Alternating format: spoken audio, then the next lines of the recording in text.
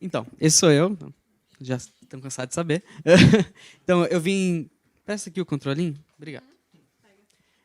Então, eu sou lá de Porto Alegre, no Rio Grande do Sul, aquela coisa toda. Mas eu não sou de Porto Alegre, eu moro há pouco mais de um ano. Eu sou do interior, do Rio Grande do Sul. Uma cidadezinha a 80 quilômetros de Porto Alegre. E, enfim. Então, eu me formei técnico em mecatrônica no Instituto Federal Sul-Rio-Grandense, no Campo Charqueadas, que também é no interior. Ali, comecei em 2014, me formei em 2018.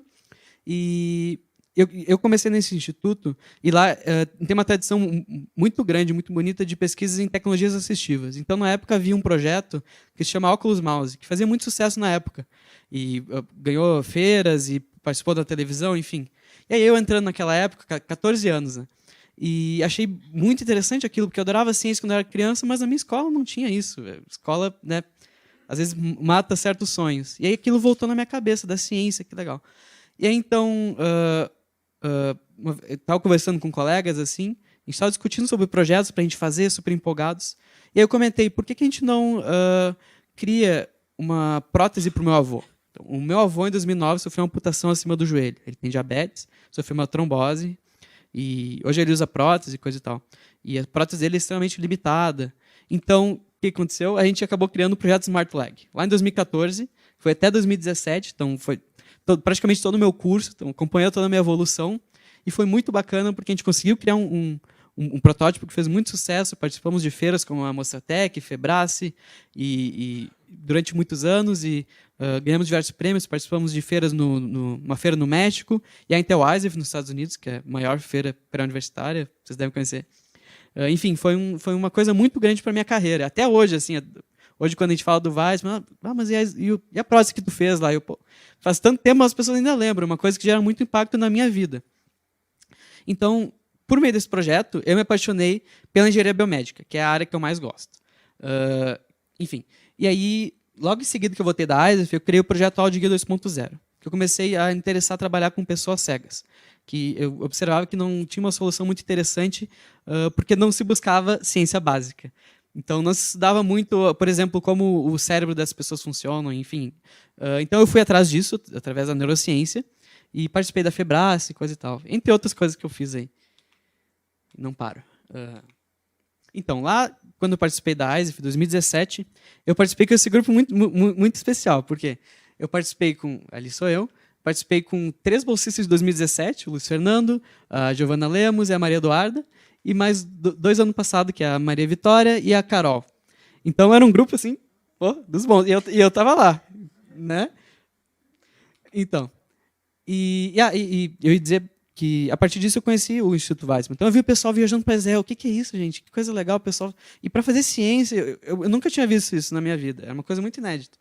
E eu fiquei muito interessado. Então, na Febrace, que eu participei por aquele projeto Audioguia, em 2018, eu tive a honra de ser entrevistado pelos amigos do Weissman.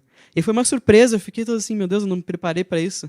E o mais interessante é que uma das minhas referências era uma pesquisa do Instituto Weissman, que é uma pesquisa do professor Nahum Lanovsky, que ele estudou as place cells, que são basicamente células que são o GPS do nosso cérebro, em morcegos. Então, eu fiquei mega empolgado, assim. E acho que até foi um dos principais motivos. Enfim, spoiler. Então, sorry. E aí, então, passou aquele tempo, passou um ano, coisa e tal. Eu me formei e comecei a entrar no processo de vestibular. E aí, depois eu vou contar um pouquinho mais da minha jornada, mas aí, até ano passado, eu passei vestibular, falhei, porque mudei de cidade para Porto Alegre, então saí de casa, passei por alguns problemas de saúde. Então, foi um momento bem difícil para mim, de transição. Então, foi um momento até assim de me sentir incapaz, de me sentir qual é o meu lugar no mundo. Então, eu estava bem desmotivado, e até porque os meus 2 projetos, até hoje, estão parados por conta desses cortes que a gente estava comentando no início, nos recursos da ciência. Então, estava bem desmotivador, assim, porque eu respirava a ciência, era o que me fazia ser eu. Então, quando eu vi a inscrição para esse ano aberta, eu pensei, poxa, por que não? Se eles viram alguma coisa em mim, é porque tem alguma coisa aqui. Então, participei da inscrição, né, pelo site, e, felizmente, fui selecionado para ser bolsista esse ano. Fiquei muito feliz. Então, como eu disse, eu estava nessa fase de transição muito difícil. Então, eu estava com essa coisa assim de... Eu achava que eu me considerava introvertido, porque eu ficava muito tempo em casa, estudando, e com as minhas frustrações. Eu trabalho lá em Porto Alegre, eu trabalho com TI, acabei não falando. enfim, desmotivado. E até, assim, dá para ver um pouco no começo, assim, as meninas discordam, mas eu ficava um pouco introvertido, a minha confiança com o inglês era... Eu sei falar inglês, mas eu estava com uma confiança péssima, eu achei que ia falar mal, não ia conseguir me enturmar. Enfim, foi uma coisa assim bem...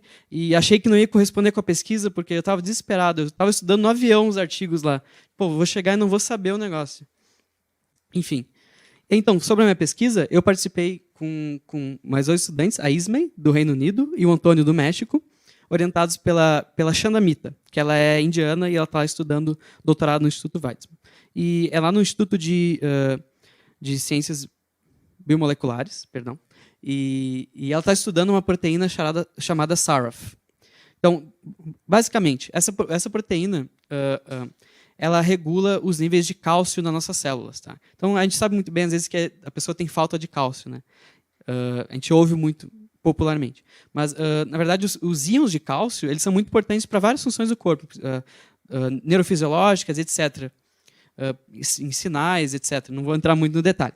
Mas, enfim, pode acontecer, então, a gente ouve muito da falta de cálcio, mas pode acontecer uma concentração muito alta de cálcio nas células, que pode causar a morte dela. Enfim, isso a gente sabe. Então, é importante entender esse mecanismo, porque essa morte das células pode causar diversas doenças, né, no nosso corpo. Enfim, que ainda é uma coisa que é muito nova e está sendo estudada, porque essa proteína, tal de SARAF, ela foi descoberta lá no Instituto Weizmann, se não me engano, em 2012. É bem recente. Inclusive, a gente trabalhou com o professor que descobriu lá, que era o principal pesquisador do laboratório. Então, o que a gente fez? A gente queria entender o papel dessa proteína, e o que acontecia se, por acaso, no corpo, essa proteína sofresse uma mutação. Porque não se sabe, é uma coisa muito nova. Então, essa que é a coisa da ciência básica. Né? A gente não sabe, vamos testar.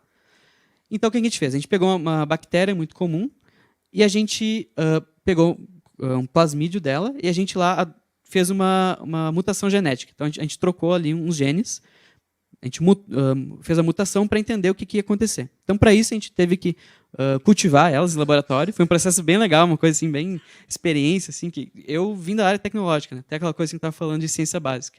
Então, eu vim da área tecnológica e desci para ciência básica. Né? Então, eu estava lá, é uma coisa nova para mim. Foi muito bacana. E a gente cultivou ali com antibióticos, etc. Então, a gente cultivou a proteína mutada e uma proteína normal, sem mutação. Porque a gente queria comparar as duas. Né? Então, a gente teve todo um processo a gente criou numa bactéria. A gente tinha que pegar lá a proteína dentro da bactéria, que está dentro de um retículo endoplasmático lá. Então, é uma coisa muito pequena. Então, a gente passou muitos dias fazendo purificação da proteína, uma coisa bem manual, assim. E é muito sofisticado, mas ainda assim é uma coisa bem... Até achei bacana assim, de mexer com a coisa, de ir lá e colocar no gelo e ligar a máquina. É bem legal. E, desculpa a empolgação, eu acho fascinante. E aí, o que a gente queria saber? A gente queria analisar o perfil, o que acontecia com essa proteína, porque quando a gente esquenta a proteína, ela, digamos assim, ela abre. Tá? A proteína é umas coisas enroladas assim. Então, ela abre. E quando ela abre, ela dispõe um perfil assim, de comprimentos de onda, que é uma luz, digamos assim.